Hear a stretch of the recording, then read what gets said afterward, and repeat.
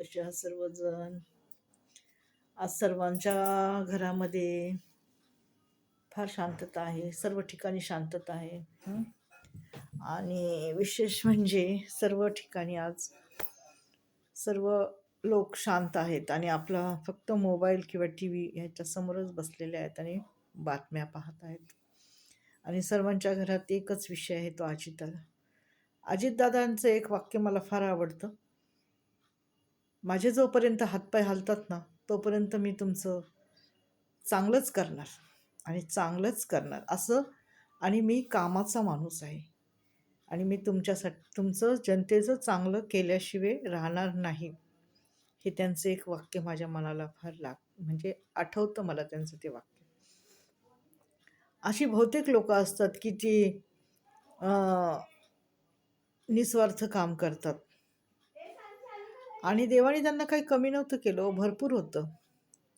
परंतु समाजात एक चांगलं, समाजासाठी गरिबासाठी चांगलं करणं हे त्यांचं काम होतं. आणि प्रत्येक घरामध्ये किंवा परिवारामध्ये एक तरी माणूस असा असतोच की तो आपल्या कुटुंबासाठी, आपल्या लोकांसाठी अहोरात्र झटत असतो. मग ती आई असेल, वडील असेल, भाऊ असेल, बहीण असेल, नवरा असेल, बायको असेल, हो की नाही? हे करतातच आणि ते चांगलंच करतात आणि चांगल्यासाठीच ते झटत असतात, भांडत असतात, बोलत असतात, हो की नाही? आणि काही लबाड लोक त्रास देत असतात चांगल्या माणसाला. कारण का? त्यांचं खोटेपणा ते लपवण्यासाठी. ते खोटे असतात, पण ते काय म्हणतात, आम्ही बघा किती चांगले आहोत. परंतु समाजासमोर खोटेपणा हा येतोच आणि आला शेवटी. कारण का? त्यांचं वागणं त्यांना भोवलं आणि खोटेपणा समाजासमोर आला. आता लोक असे म्हणायला लागले आहेत, लोक असे म्हणतात आहे की बापरे, असं आम्हाला तर असं वाटलंच नव्हतं, पण असं आहे, असं मला बोलतात लोक, माहिती का? असं आहे का?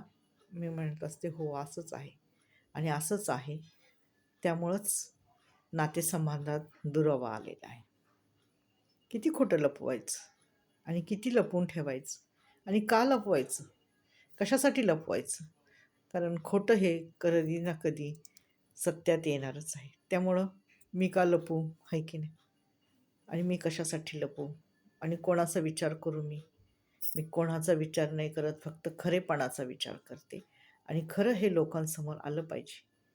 कारण जी व्यक्ती मला खोटं ठरवत होती, आज त्या व्यक्तीचा मी पर्दाफाश करत आहे आणि तिचा मुखवटा बाहेर आणत आहे.